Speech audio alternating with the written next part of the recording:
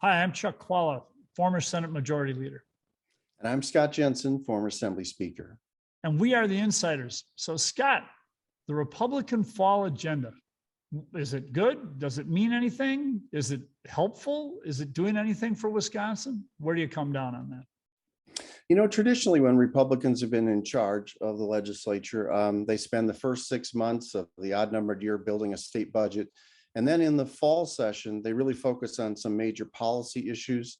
And then in the election year, it's a lot of non-controversial bills, maybe some broadly popular bills just before they're going to see their names on the ballot in the fall of next year. So they're focusing on a fall agenda of policy items. Generally, those policy items are trying to energize your base a year out from an election. And when you have a governor of the opposite party, you're trying to help define the differences between your team and the governor's team. And I think that is being reflected in the selection of issues that they're bringing up this fall. Education is on the agenda, particularly, I think, because of the COVID crisis and what happened in the schools as a result. A lot of kids are way behind. There's a lot of concern from parents about the curriculum, what kids are being taught, because they had a chance to take a much closer look at it during the pandemic than they perhaps had done in the past.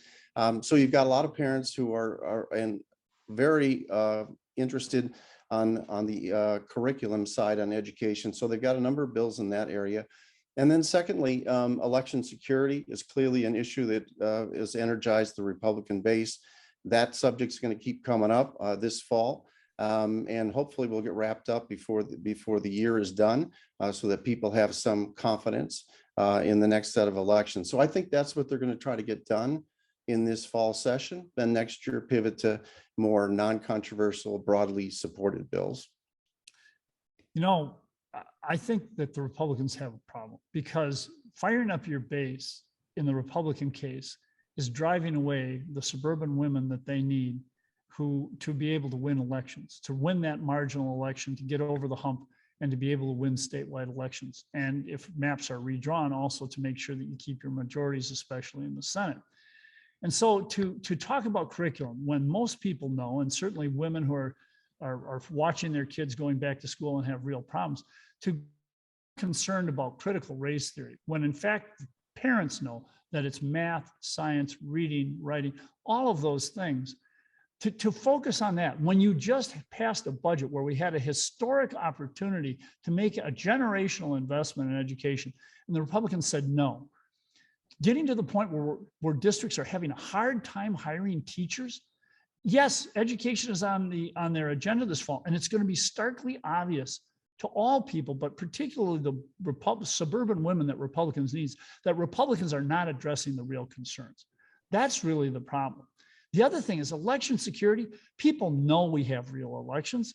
Anybody who's thinking otherwise is bought into the January 6th conspiracy, and people don't buy that. So again, Republicans are going to be playing to their base, yes, and they are now a wholly owned subsidiary of Donald Trump. But even though they're that wholly owned subsidiary, that doesn't mean that they can't lose voters, and they are going to be losing voters with that agenda. Now, Scott is right. They'll try to come back with some generally popular things in the spring. But right now, answering to that Trump agenda really hurts them. And I think that if there's one thing that could cost the Republicans statewide elections next year, and maybe even if the maps are drawn correctly, congressional seats and state Senate seats and even assembly seats, it is this adherence to being the wholly owned subsidiary of Donald Trump. You know, I think that education is an important issue, and I'm glad the Republicans are focusing on it. I think the most important bill on that agenda, and I kind of swim in the world of education policy, is the legislation dealing with how reading is going to be taught in Wisconsin going forward. I mean, there's a great deal of science that has been done in the last few years, and a lot of practical applications that demonstrate that there's a way to dramatically increase the proficiency for children with regards to reading. And other states have done it, including states who are worse off than us and are now actually outperforming us with regards to reading proficiency. You know, there are schools in Milwaukee where 0% of the children in the elementary school are reading at grade level, not a kid. That's a crisis. It's a crisis the whole state should be concerned about. If a child can't read, at grade level in third grade, they spend the rest of their life trying to catch up, and they can never get caught up. They can't learn new subjects because they're not reading at grade level. So it may be an undercovered bill, but that's probably the most important piece of legislation Republicans are working on this fall. And I think that one may end up being bipartisan. And if that were what Republicans would focus on, instead of focusing on silly stuff like critical race theory, and they focused on the education of children and getting reading scores up and getting more teachers, because we're having a hard time hiring teachers, competent teachers in this state now, that would be an agenda that the public could relate to. But when you go down the other avenue, which is where they're headed, that's where they run into problems. What Scott just talked about was the kind of stuff that went back when we were in the legislature. That was the kind of winning argument that would allow something to progress, not the right wing, off the charts, Donald Trump stuff that the Republicans seem to want to focus on.